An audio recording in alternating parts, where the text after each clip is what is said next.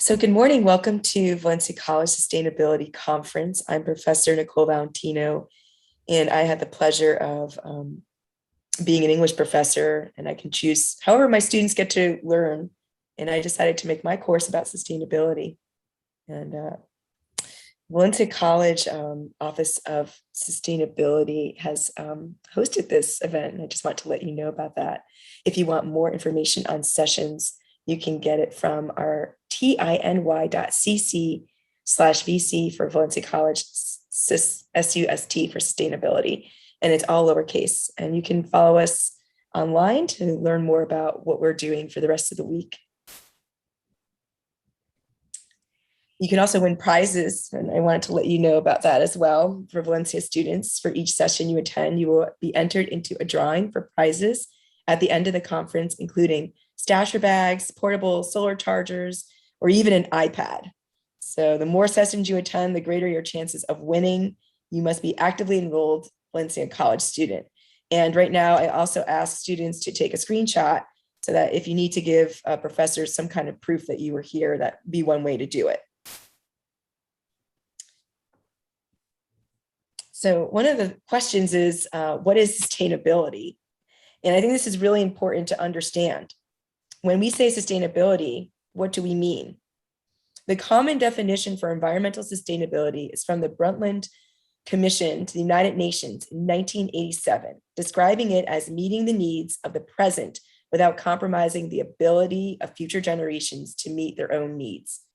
Throughout this conference, we will be looking at sustainability and what it means to live and work using our finite natural resources responsibly in order that they will be around for future generations to do the same. And this is what this conference is all about. Valencia College has a sustainability mission and vision as well. So what does the Office of Sustainability do? At Valencia College, the Office of Sustainability's mission is to promote and execute operational practices in the service of environmental, economic, and social responsibility for current and future generations, while effectively communicating and educating about the significance of these practices for people and the planet. Our vision is to serve as a sustainable role model in our community. One way to summarize all this is with the triple bottom line, which emphasizes measuring success in three areas: environmental, economic, and social responsibility, or said another way, the three Ps: people, planet, and prosperity. And that is the theme of our conference. Some of the ways Valencia is being sustainable is in our operations, in waste and recycling, energy, water, transportations, grounds, and food. So the college is looking at all these ways that we can be sustainable, and we are putting those things into practice. It's also our 10-year anniversary celebration. And I just want to share with you that we're very proud here today putting on this virtual conference to celebrate the 10-year anniversary of the establishment of the Office of Sustainability. It was created in the fall of 2011 with the hiring of the first sustainable director, Dr. Deborah Green, an environmental science faculty member at Valencia College.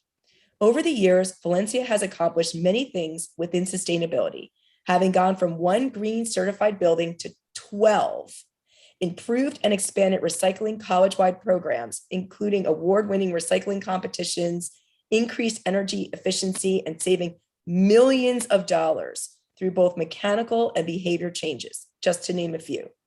None of this was accomplished without the support of our students, faculty, and staff. So we thank each and every one who has been involved with sustainability, whether it was 10 years ago or sometime along the journey today. We definitely want to thank all those who are participating. We do have some sustainability objectives I want to share with you because we are doing the work.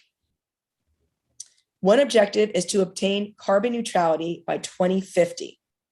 Another is to reduce waste, and another is to improve water conservation and stormwater management. Our largest goal is carbon neutrality, and it encompasses energy efficiency and conservation, renewables, and addressing our transportation-related emissions. Finally, I want to specifically talk to my students and other students here today. Please get involved. If you're inspired, you want to know what to do about all this, get involved. Join a student club like Valencia Earth Studies Association at East Campus. Join your student government association. Become a food waste champion at East and West Campus. Join the Tree Campus Higher Education Committee. Like and follow us on social media. You should take a picture of this now so you can capture it and search for it on our Valencia College website. That's your homework. Right now, I would like to introduce to us our presenter for today. I'm very excited to have with you Dr. Ann Seville, who is a critical environmental justice scholar and activist who is dedicated to assisting others on their journey in understanding the influences of capitalism, systemic racism, and patriarchy, and socio-environmental connection. It's a lot to take in. She co-founded Constructing Equity to help environmental or non-environmental organizations understand how their internal structure could be a cause for injustice, both for their employees and those they are working with. Dr. Saville is currently a researcher for the USDA and works as an organizational development management for produce source partners. And I want to turn it over now to Dr. Ann Seville. Thank you so much for being here. Thank you so much. I'm going to go ahead and share my PowerPoint and give just a little bit more background because those were a lot of loaded jargon words that I gave you as my introduction. So just breaking this down a little bit more. So I have been fortunate enough to bounce around in departments throughout my experience in higher ed. So I started as a super ambitious undergrad who went to a small liberal arts school that was going to change the world and make, environmental problems just disappear, until I realized people. And people is a huge obstacle and a really important thing to understand if you want to make real long-term change. So I ended up switching over really to the sociology side of things. I did my master's at East Carolina in sociology. And there I had the opposite struggle of realizing that how do you get people to care about the environment? How do you get people to care about this super ominous, catastrophe that's looming over us with climate change? How do you get people to care when they're already facing so many injustices and oppressions on a daily basis that kind of just seems indifferent to their daily life? So that's where I ended up going to the University of Florida, coming down to Florida and realizing a lot of, other life lessons. I'm going to talk a lot about Lake Apopka today specifically, and realizing, how to go about joining the environment and joining social justice. So today, for my presentation on sustainability, I'm really focusing on that people aspect, the social justice aspect, and really diving into environmental justice. As a quick note, please interact, as often or as little as you want. I am not a professor or previous professor that enjoys just lecturing at you for an extended period of time. I find that quite boring. So please ask questions. Please, anything that pops up, use that chat box and be as interactive as you would like. So for this, just as a little roadmap for us today, we're going to really break down what is not only environmental justice, but specifically what critical environmental justice is. And we're going to talk about what is intersectionality and why that's important to sustainability. And then lastly, we're going to kind of put this all together and figure out what are steps that we can actually take to make a real difference, especially at times when it just feels overwhelming. Beautiful. So for my doctoral research program at the University of Florida, I worked with the farm workers at Lake Apopka. So right around the corner from y'all, right outside Orlando. I'm sure many people here have experience in some regard with Lake Apopka. What I have found in doing presentations on this and working with the Farm Workers Association of Florida, most people from Apopka know nothing about the farm workers. I'm sure many people have heard about the tragedies of the lake and the contamination, but no one talks about the people. So for those unfamiliar with Lake Apopka, just a quick background. Basically in the 1880s, they built a series of levees throughout the lake systems in that area, and it allowed that area to become like an agricultural paradise. What essentially was happening is you would push all the water off the wetlands, put it into the lake, make a little like levee system, use that really fertile, what they called muck, to grow vegetables and other leafy greens and just lots of produce. And then in the off season, so for Florida, that's generally summertime. Oh goodness, I just lost all of my lights. They would, when it was time to be in the off season for pest control, they would reflood that land. So as agriculture evolved, as we developed all sorts of lovely chemicals to put into the soil to get rid of pests and all this other stuff, that was getting washed into the lake every time it was the off season. They would flood and then push that water back. So many people describe the lake turning into a lovely soupy green color, that like pea green, I'm sure we're all imagining right now. Not a great vibe, if you will, for recreational swimmers, for fishermen, for anyone just trying to enjoy the lake. So the environmentalists, the Friends of Lake Apopka, the St. John's River, the St. John's River Water Management District, and a couple other environmental organizations really took to trying to clean up the lake. A lot of time was spent specifically on the nutrient pollution. So all that nitrogen and phosphorus, trying to prevent, as I'm sure many people hopefully are aware of, like eutrophication, when we get those dead spots, and all the algal blooms and things like that. So just really nasty stuff. And they spent years and years, 20 plus years, trying to clean up the lake from a very environmental perspective. It wasn't until the late 90s when the Water Management District basically decided there's no hope while the farms are still operating. There are 33 large farms in that area. So there wasn't a chance because they weren't doing their part and trying to prevent their own contamination. So the St. John's, the Water Management District, basically spent a good chunk of money, like $500,000, to buy out all of these farms, who then in turn basically moved to Georgia. But they gave no notice to the farm workers that the farms were shutting down. So at this time in the late 90s, you had a mix of local residents that were farm workers that were primarily African American, and then Hispanic workers that were migratory. So they were living on the farms and on farm housing. And overnight, your job was gone because they didn't want to inform the farm workers that they were closing, so that way no one left early before the last pick. So overnight, 2,000 farm workers had no jobs, and some of them had no homes.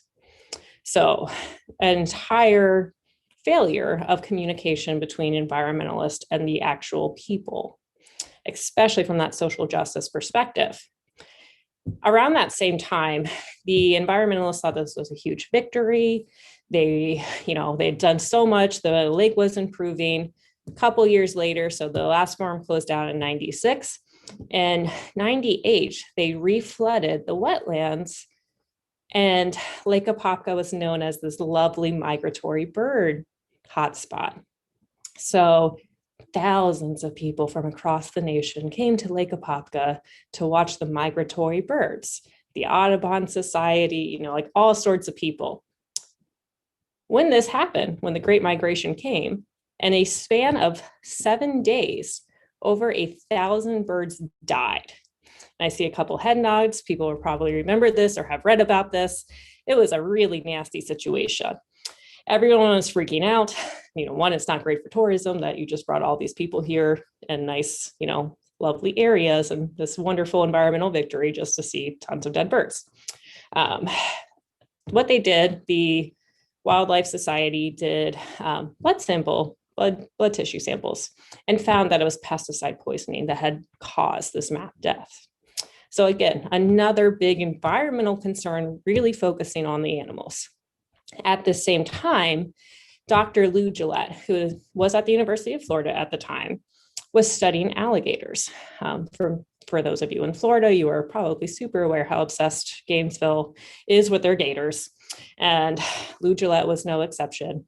He was the person who developed or really proposed the endocrine disruptor hypothesis way back in the 80s and was essentially laughed at.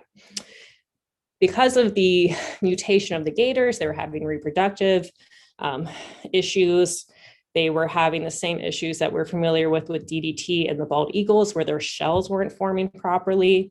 So the population declined tremendously. So between this mass bird die-off and the alligators, people were starting to pay attention between the connection of pesticides and herbicides and what it's doing to our environment. Again, no one's focusing on the farm workers who are also exposed on a daily basis to the same chemicals. So essentially what happened is, and still, up till 2019, most people will not recognize that the farm workers were impacted in any capacity. And I'd be happy to dive into some really awful quotes that I've heard in the process of data collection. But essentially, for these farm workers, who the ones that are still in the area are primarily African-American women, have a lupus cluster.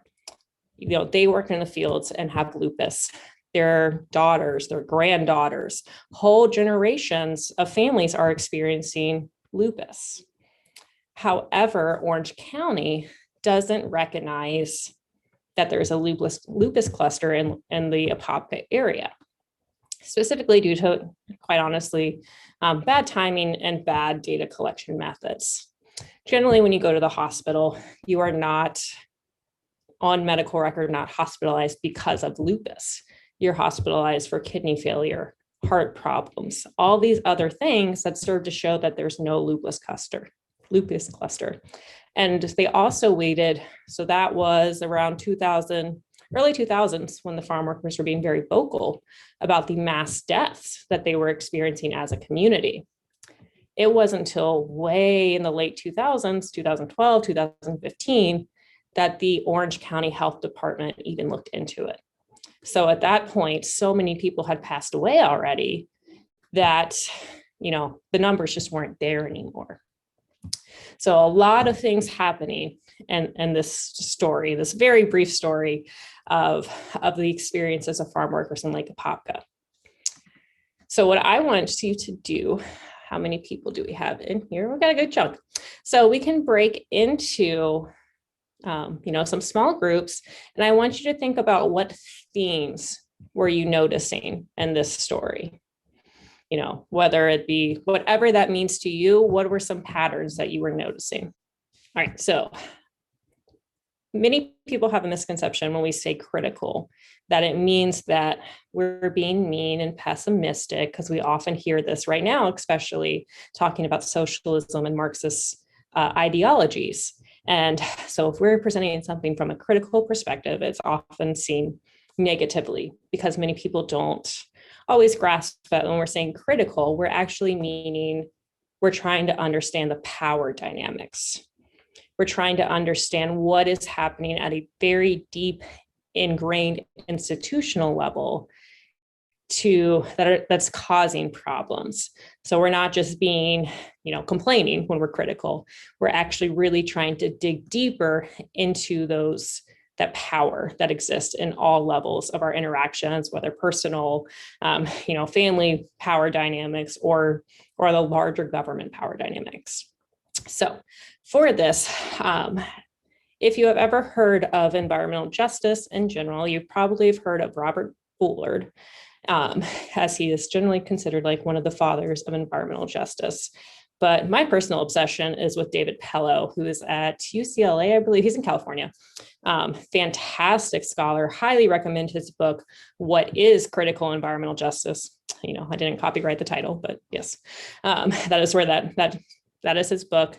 And in 2016, he released a paper really developing what is critical environmental justice and relating it back to the Black Lives Matter movement, looking at the way that BLM is actually an environmental justice movement because of these, interconnections that we're going to really break down and push forward.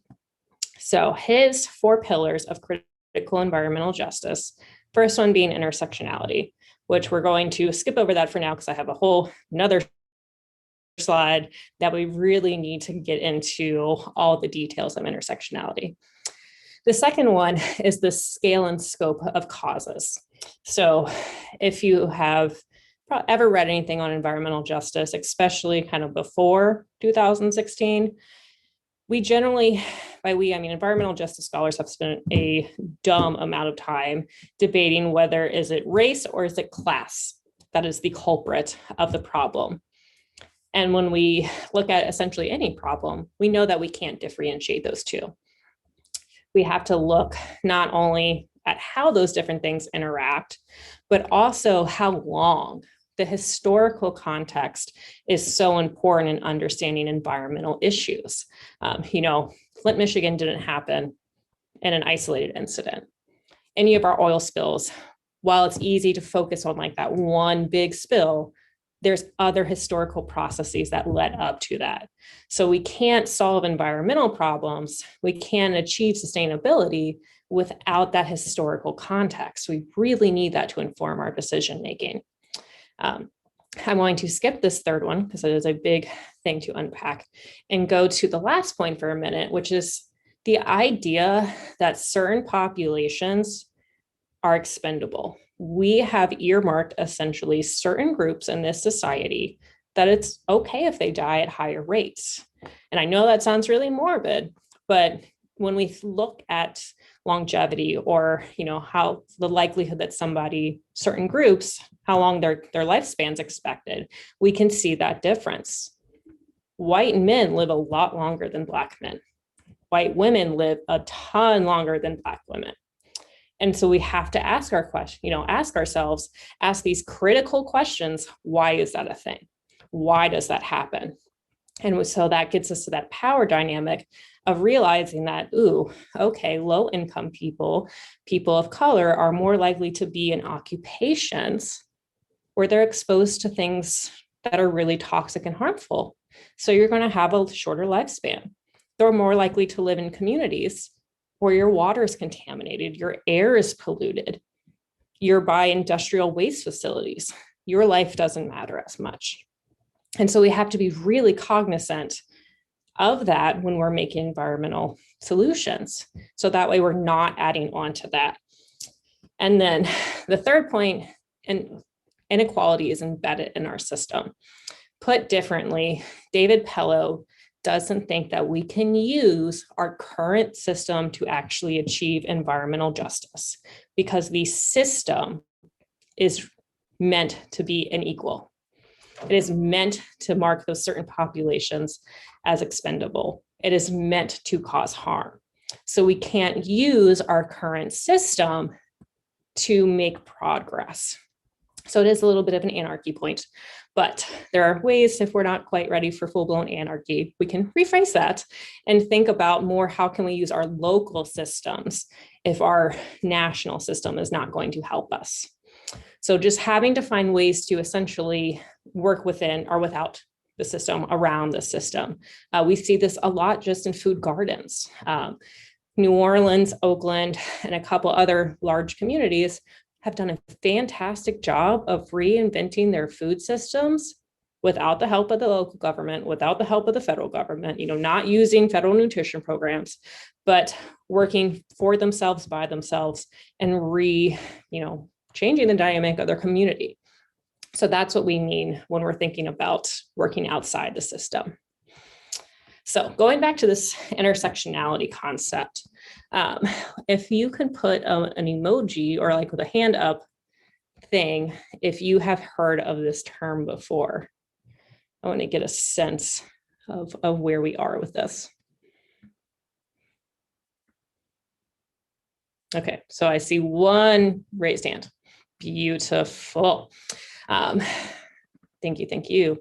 So this term is this big definition right here. It's the way that we look at all of our different identities: race, class, gender, sexuality, nationality, religion, ability, and so forth and so forth, how that shapes our daily experience. Based on my identity, that affords me different privileges and oppressions in society, from a very large perspective to very interpersonal relationships. Many people also talk about it. It gets interchanged wrongfully, but it does get interchanged with identity politics. Those two terms you will see often related to each other. But the term intersectionality itself, it is often awarded, to Dr. Kimberly Crenshaw as one of the first scholars to use that in academic writing. She was looking at the way that the legal system was essentially leaving out Black women's experiences when it came to employment law.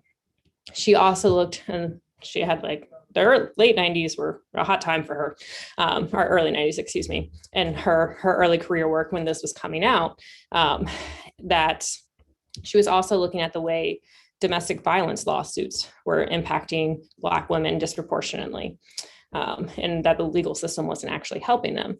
But from the employment law perspective, she documented that Black women were having an issue using the legal system to help them out, because you couldn't discriminate on race or gender technically, but they were still facing tons of discrimination.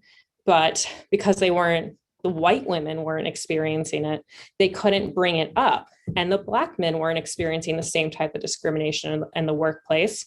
So they had no precedent to really look at how the race and the gender came together to create oppression in the workplace. And so going back before Dr. Crenshaw to the Combahee River Collective, which during the 60s and 70s, when the intersectional movement, so to speak, really was thriving or beginning. We had, I'm sure from the 70s, many of us are familiar with the women's movement, the first wave of feminism. We're all the bra burners, women fighting for the Equal Rights Amendment, all sorts of things. However, there was this unfortunate dynamic where Black women were being left out. So in the civil rights movement, Black women's experiences as Black women weren't being recognized. It was, you had to pick race over your gender. In the women's movement, they were told pick your gender over your race. And so their experiences as Black women were totally ignored. Also during the 70s, we had a huge gay rights movement. Add in, if you were a Black woman lesbian, you were further ignored in all of the ways that your identities interacted. So that's what we're really talking about with intersectionality, is how do all of our identities interact? Patricia Hill Collins, who is a professor at Maryland, who is another one of the mothers, you will, of intersectionality, she writes a lot about the matrix of domination. So it's this hierarchy of different identities and the privileges and experiences that you get from that. So me as a white woman, I experience privilege based off my whiteness, and I simultaneously experience oppression based off my womanhood. So we're not saying we're avoiding the oppression Olympics entirely. That is not the point. The point is that we all experience life differently based on our identities. The big thing that I want us to focus on, going back to Chloe's point, that also comes from Patricia Hill Collins, is this idea of empathy and coalition building. We cannot move forward if we do not have empathy for other people's experiences and cannot create those coalitions around a shared goal. So we really have to push ourselves to be uncomfortable, acknowledging where we stand in that matrix, and move forward to create larger social movements, larger coalitions to actually make change. Cool. Does that all make sense? Any questions about this concept? Out of curiosity, you can either say, write, whatever feels comfortable to you. I want to know how much this concept really resonates with you. If this is something that you're like, oh yeah, this makes a lot of sense. It's something that's been missing for me personally in trying to maybe understand where you fit in the environmental world.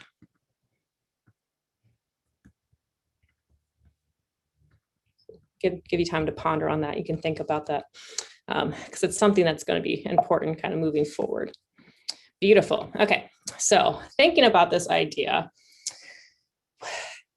what I'm really trying to push forward is this idea of coalition building. It is super important that if we are going to, I'm seeing a lot of yes. Yay, I'm glad that it's starting to resonate. And yes, new movement ideals. Okay, so that's exactly where we're going. Perfect. So with this, to think about that coalition building piece, we need to have empathy. So thinking about Lake Apopka again, thinking about those Black women farm workers, generations of lupus. I was chatting with some of the other professors while people were in their groups. So I'd like to fill you in on this piece that was not well discussed because I intentionally kept it short to see what y'all picked up. But the women specifically were basically are responsible for creating their own movement and being the active voices. Partially because, unfortunately, a lot of people have died, and women often end up having to take a lot of that caretaking role. On the other side, many of the Black men were fearful to actually be vocal and to stand up and create an actual movement due to the long legacy of the KKK in that area. And, and that legacy of, police brutality coming from the 60s and 70s that we're still experiencing today. And so we have this dynamic of Black women having to be the leaders of a movement, their identity as mothers and farm workers, and, their race and gender coming into play. So that did not resonate with the environmentalist. We talked a lot about the Friends of Lake Apopka and how on their website it does not mention people anywhere, even though they're doing wonderful things for the environment. But they were one of the main voices that hushed the farm workers. They told the farm workers, it's not our goal, it's not our problem. And there was that failed opportunity to create a coalition. Can you imagine what a fantastic movement that could have been if we could have brought occupational health hazards, environmental health, race, gender, and class is a huge problem here from the systemic issues when we think about racism and slavery and farm work. And then the environmental piece, that could have been a massive movement that really changed the face of Lake Apopka, not only for the environment, but for the farm workers, both previous and the ones that are there today. So that inability to have empathy and to see how different things connect is a huge problem as to why, from a social movements perspective, we consider the environmental movement a failed movement.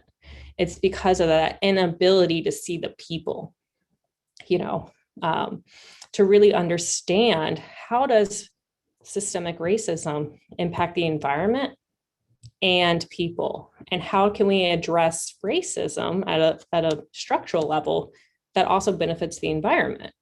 These conversations are starting to be had, which is why a colleague and I founded Constructing Equity, because we wanted to help environmental organizations get there. You want to do these great projects, but you can't talk to people appropriately, or you don't realize that your solution actually causes harm. So how do we move forward? Another example of this idea of really pushing environmentalism to include empathy in coalition building. How many people paid attention when the North Dakota Access Pipeline protests were going on in 2016 with the Sioux Nation and all of that? Yeah. Okay. So we got a couple hands. Perfect. Yes. Yeah. Oops. Oops. Oh goodness. Okay. So with that, if you were like me that was reading the news every day during that time period, you might have noticed that coalitions were being built between the Sioux Nation and Black Lives Matter and a couple other race-oriented movements. They recognized that shared connection of racism and colonialism and how capitalism was that driving force that brought a lot of their problems. However, the Sierra Club and a couple other organizations actually tried to come in and they were rejected. They said, we didn't want you here. And a lot of it had to do with that historical aspect that environmental organizations have also done so much damage to Indigenous tribes, that they have not fully understood the historical and cultural value of lands. Or, they thought they did something really fantastic, but then it actually impacted the tribe negatively, thinking about like hunting laws, for instance. Things like that, where without having that intersectional historical perspective, we often end up doing more harm. So really thinking, if only Friends of Lake Apopka and the water management district could have pushed to create those coalitions with the farm workers, looked beyond your immediate environmental goal to the long-term sustainable health of the area, it could have been a completely different outcome than farm workers that still don't have healthcare, that still are unrecognized as having a lupus cluster, that still are struggling. So I do want to also add, and they are still building homes all along Lake Apopka and advertising and marketing it as wonderful lakefront property. And we know this land is contaminated, and yet for people who aren't from the region or know the history, I don't think they quite understand what their $600,000 home is sitting on. Yes. And as to add more terror to that, before they started building all those lovely homes, they actually still were finding barrels of buried DDT in the soil. So yeah, there's also a lot of advisories, like pregnant women should never eat anything that comes out of that lake. So yeah, it's still, but it's, it gets touted as this great environmental victory. And so we have to really understand what is success and like what are our desired outcomes. So for our last breakout room, thinking about this idea of putting it all together and the systems thinking and how do these, larger concepts and are, I like to think of them as kind of living entities because they're always changing, they're always adapting to our current times. How do these things impact your ability to get, good green space or clean water or being exposed to bad things? So what I would like for you to do in your breakout room, I want each person to pick a different movement. And I want you to find how those movements could create essentially a larger coalition by focusing on these shared systems. So for instance, when I use this in my classes, legalizing marijuana is always a huge one that students love to pick, obviously. So how could, the movement to legalize marijuana and Black Lives Matter and environmental organizations work together to create a really solid pathway forward where everyone benefits and you're tackling those shared systems? Perfect. Excellent. So who would like to give an example of what type of movements y'all picked and what were your shared systems? Well, we were actually just talking about fleet farming. There's a movement now to grow your own food on your own property and stop wasting water and on grass. And if you're not a very good green thumb, you can pay them a nominal fee and they will grow it on your property for you, sort of look after it. And this is a movement that comes out of, where our food comes from. And it comes from faraway places, and the amount of gasoline that's used and refrigeration to get the food from faraway places, when we have wonderful growing seasons in Florida and we need to get back to some grassroots efforts in growing our own food more locally on our own properties. And fleet farming is doing that to mitigate our impact on the environment. And so I wanted people to know that they are here and they are doing the work, and you can be a client of theirs. Yeah, there's so many local food movements. The only thing that I would caution, and this is where that critical aspect comes into play, is for anything that's sustainability, we always have to find that fine line between economic equality or equity and is this just another, capitalist scheme? Since I'm sure for a lot of people in your discussions, capitalism is one of those main things, those main systems that cause environmental problems. Racial capitalism is the cause of a lot of structural racism when we think about going back to the slave trade. That those types of models still infiltrate so much of our systems. So it's always this being local and paying more for local and supporting local businesses and those larger chain systems. I'm currently in larger food systems and I'm having that personal struggle on a daily basis. But yeah, finding ways to support your local food systems and then finding ways to support farm workers, looking at those connections is really big. As I'm sure, have you all seen like the Boot the Braids campaigns? The Coalition of Immokalee Workers is huge down there. So that's, one of those things to look out for. But yeah, definitely food systems. How does a small, oh, that's okay. Who's asking this question? I would love to talk to you more about food systems and small food. I will give you my email afterwards if you would like to continue that conversation, because that's something that I do now on a daily basis, working in produce distribution. But yeah, what other organizations or like movements did we think about? Well, one more example, and then I want you all to ask anything. You can also put it in the chat. Yeah, you can also write it out while you're thinking about that, or, because so John Bellamy Foster, who is a neo-Marxist, he wrote a very famous piece that his solution forward, and this is where a lot of my presentation comes from today as well, is we cannot achieve true sustainability unless we can find ways for the women's movement, the environmental movement, Black Lives Matter, gay liberation, if those movements and, whatever other movements, beyond that, if they can't work together.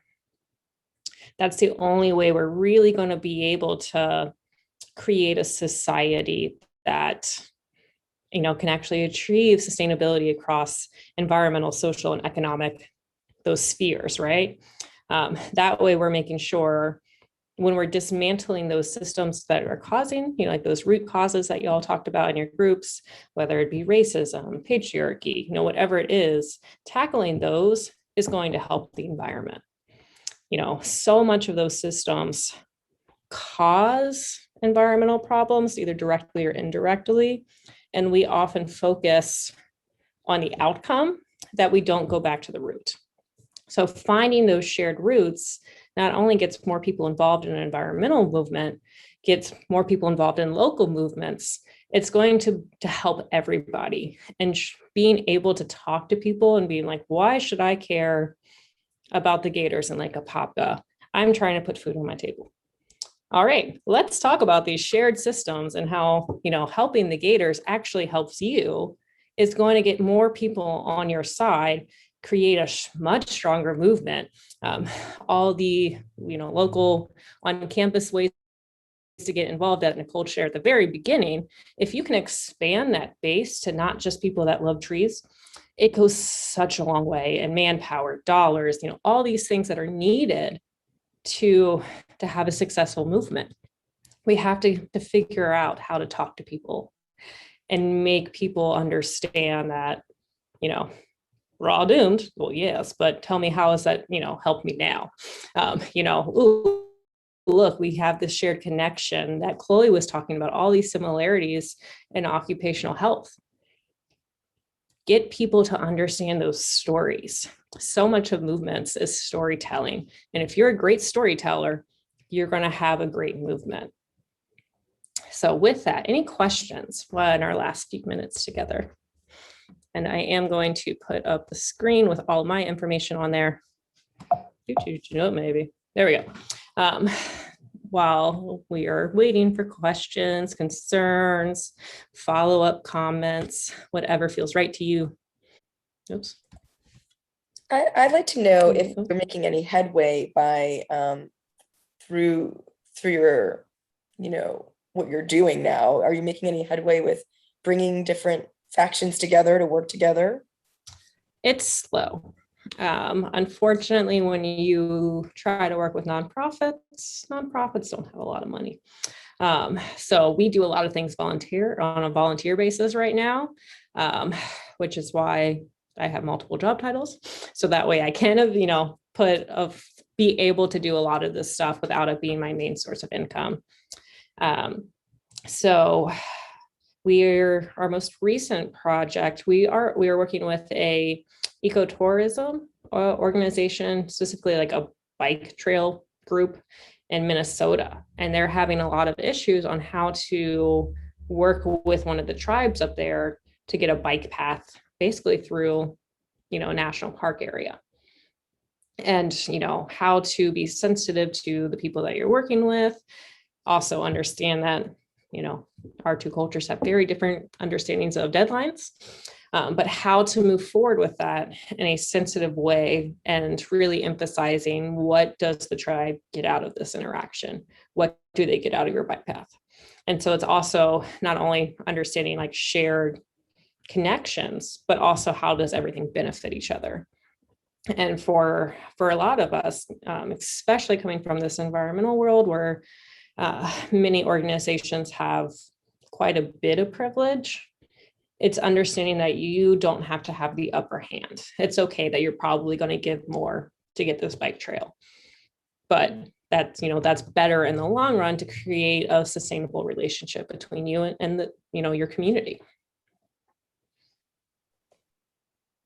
I appreciate that. We need some hope.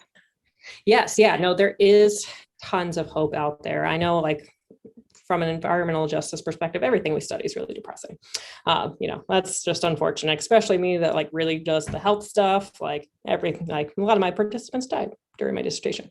But the hope is knowing how to find those intersectional things, those shared connections that we have to create a long-term plan and a goal that fits together. If I can really understand Black Lives Matter and how institutionalized racism impacts the environment, right? We put so much crap in low-income communities of color. We exploit Africa like crazy. If I can understand that racial capitalism, I can help those organizations and help them in the long run see that there is an environmental component to Black Lives Matter. When we think about policing, it's often in not green spaces, right? It's not in upper class white neighborhoods with lots of green spaces. It's in places where there are no trees to basically hide around. You're in the open. So, okay, if I want to actually lower police brutality and urban hotspots, we now have a shared connection. You want to have a community that isn't in danger all the time and isn't so hot that you're having so many health problems. And I want to, sequester carbon. We now have this shared connection and can really create something powerful for your community. So really understanding those larger dynamics is so important. So there is tons of hope. Yes, you just got to get out there and talk to people. I'm going to stop sharing so I can see the chat. Boop, boop, boop. Excellent. Thank you so much. I really appreciate your kind words. Yeah, and so much of that like empathy is just listening to people. I was telling some of the other folks in that breakout room, coalition building should be uncomfortable. You need to get out of your shell, and it's okay that for some people you might be the bad person because you're coming from a certain group. That's okay. Just listen and keep moving forward because there's so much work to be done. And it's just, we gotta get better at being empathetic towards each other.